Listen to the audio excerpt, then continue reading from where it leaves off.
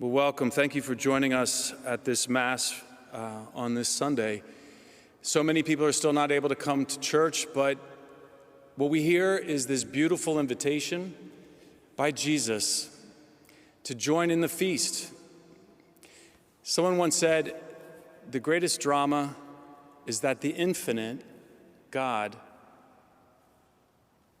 waits for us, his creatures, to respond to him. God just wants us to respond. In this passage, we see the very heart of God through Jesus that is saying, I have prepared a banquet for you.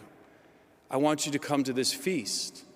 I'm inviting you all. And we can see in this parable, he's talking about a king for his son. It's a wedding banquet. Jesus is the bridegroom. He's inviting us to share in his own life.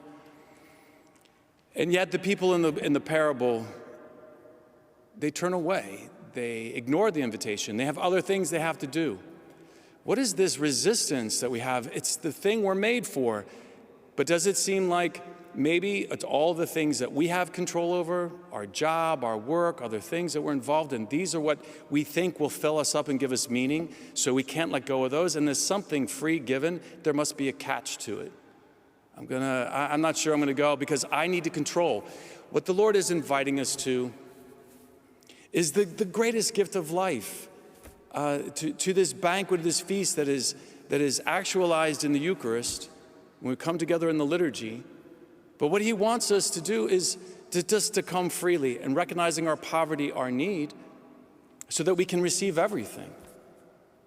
And yet, we have this resistance. The one thing that God cannot change is our heart and our openness to him.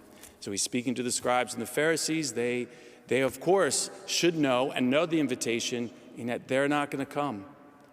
But it is the end of this parable, this passage, where Jesus says, go out, invite everyone, the bad and the good. It doesn't matter. Recline, eat, as the first reading said, on this mountain I will provide for my peoples rich foods, rich wines, juicy foods, great, beautiful, comforting, exuberant banquet. So we ask the Lord to help us in these days when we cannot do what we usually do. And so many people are suffering because I'm not working, I'm not able to go out and play, I'm not able to go to school. We lose a sense of our meaning, but our meaning comes from the fact that God wants to give us everything.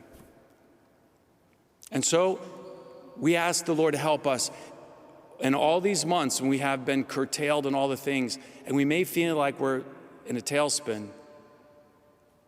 The feast we've been invited to. He has done everything for us. You are loved. As St. Paul says, I don't care if I'm hungry or poor. Why? Because I know who I belong to. I know who loves me more than ever. May this Mass today that we participate in be a sign for us to help us to recognize the great invitation that we want to freely and happily accept.